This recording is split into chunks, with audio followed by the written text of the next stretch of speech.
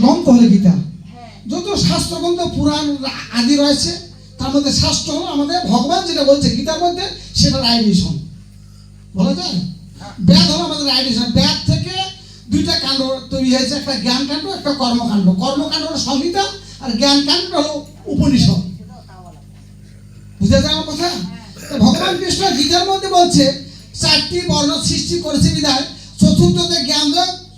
11 নম্বর ছকে বলছে চাতু বর্ণ সৃষ্টং গুণ কর্ম বিভাগ।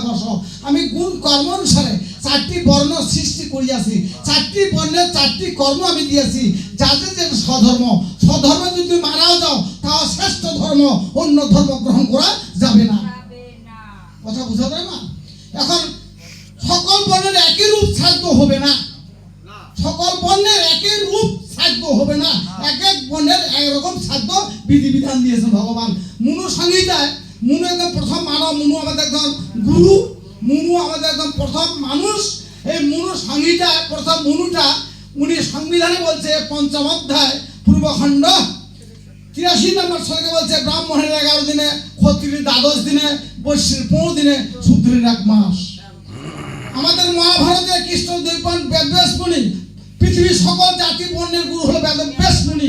এই বেদব্যাস মুনি মহাভারতের মধ্যে আদি পর্বে 122 অধ্যায় 1 নম্বর শ্লোকে বলছে যে ব্রাহ্মণের 11 দিনে, বৈশ্যের 15 দিনে, শূদ্রের 1 মাস আর ক্ষত্রিয়ের 12 দিনে, অর্থাৎ 12 দিনে শ্রাদ্ধ। অত্রি সংহিতায় 85 নম্বর শ্লোকে ভগবান বলছেন যে ব্রাহ্মণের 11 দিনে, ক্ষত্রিয়ের 12 দিনে, বৈশ্যের 15 দিনে, শূদ্রের 1 মাস। আপনি একটা দলিল দেখান তো যে 11 দিনে শ্রাদ্ধ করতে পারবে, একটা দলিল বলেন কোন দলিলে আছে এবং অধ্যায় নম্বর কত, শ্লোক নম্বর কত? আমি তো অনেকগুলো বললাম, আপনি একটা বলেন তো। এবং গরুড় পুরাণের 5ম অধ্যায় 80 নম্বর শ্লোকে বলছে 11 দিনে কারো গৃহে শ্রাদ্ধ ভজন করিলে জন্মান্তরে কুকুর হইয়া জন্মগ্রহণ করিতে হয়। গরুড় পুরাণ উত্তরখণ্ড 80 অধ্যায় 44 নম্বর শ্লোক।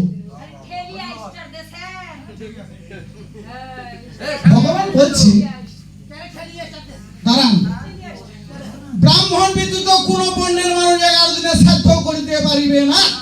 যদি করে তাহার গৃহে কোন মানুষ ওই শ্রাদ্ধ ভজন করিলে জন্মান্তরে কুকুর হইয়া জন্মগ্রহণ করিতে হয়।